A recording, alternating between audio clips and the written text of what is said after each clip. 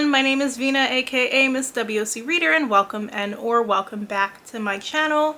So I decided to do something different, deviate from my normal TBR, and read a book by Holly Black. So it's been a while since I read anything Holly Black. For the longest time I thought I didn't, back when everybody was talking about The Cruel Prince. I'm like, I don't really care about that series. I don't have any need to read a Holly Black book. And then I realized that she wrote one of my favorite childhood fantasy series, which was the Spiderwick Chronicles. That was actually co-written between her and another author whose name I can't remember right now. But I really remember loving that series, including the movie. It was one of those fantasy series that I devoured as a child because I was always reading so much. And I'm like, I want to read something else Holly Black to see if I'll actually like her, since I do remember having good memories about that series. And when the publisher inboxed me and said, do you want an audiobook copy of Book of Night? I'm like, okay, sure. This is my sign to try something by Holly Black. And I know I mentioned recently like struggling with audiobooks, and that's still very much a thing. The only reason why I took this audiobook was because I recognized Sarah Minnie as the narrator.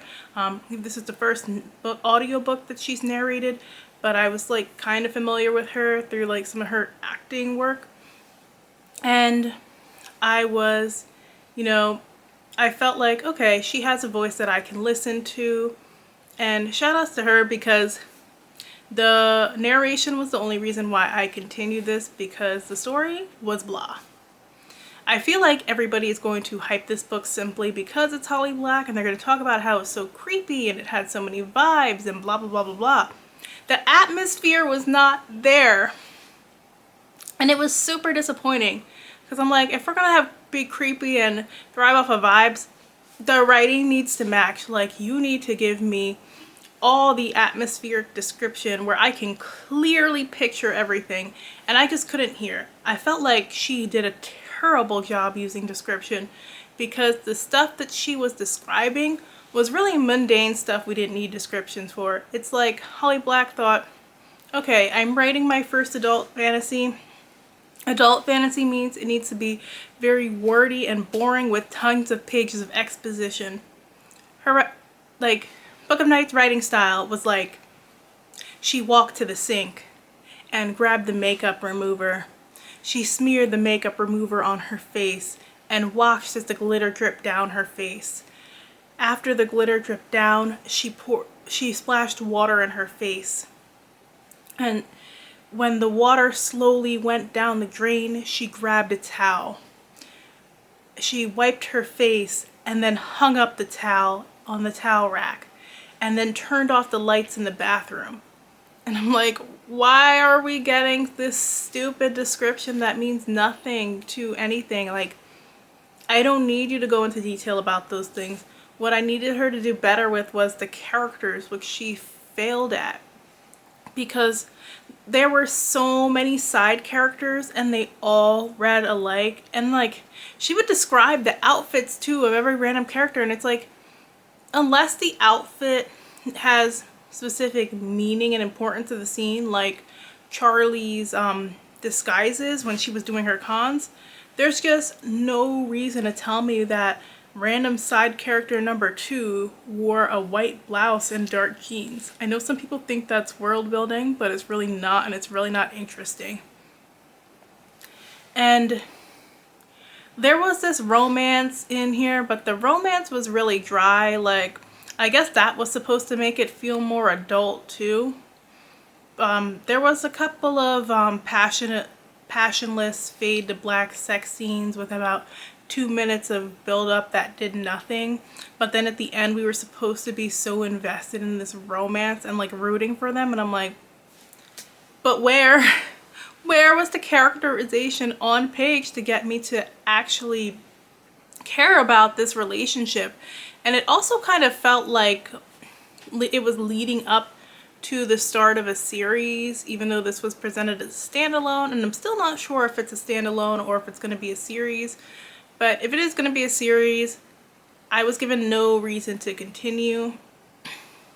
Like the way the book just moved back and forth between Charlie's childhood as a con, and then that was at a glacial slow pace, and then we get back to present day and nothing's happening in present day, and there's no suspense or like intrigue or anything to really get you to turn the page.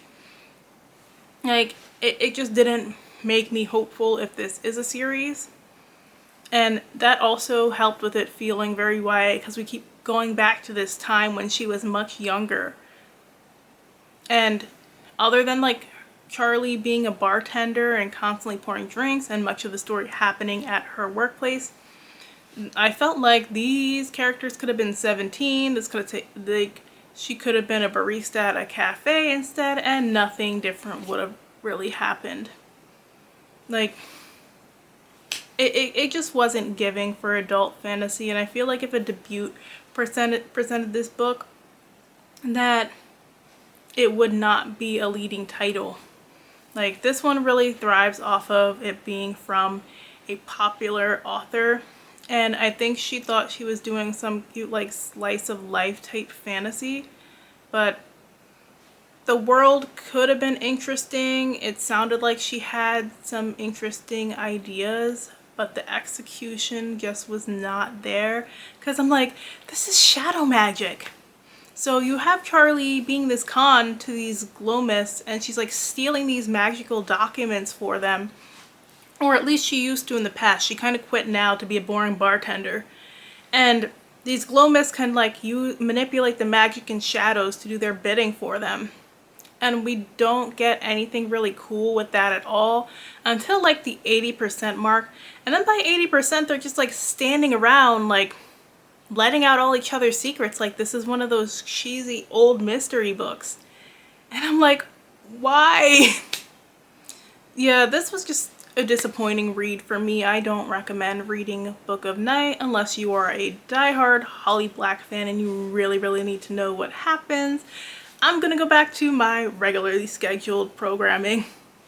And if you like this video, make sure and hit that like button. Thanks so much for watching, and I will check in with you guys soon. Bye!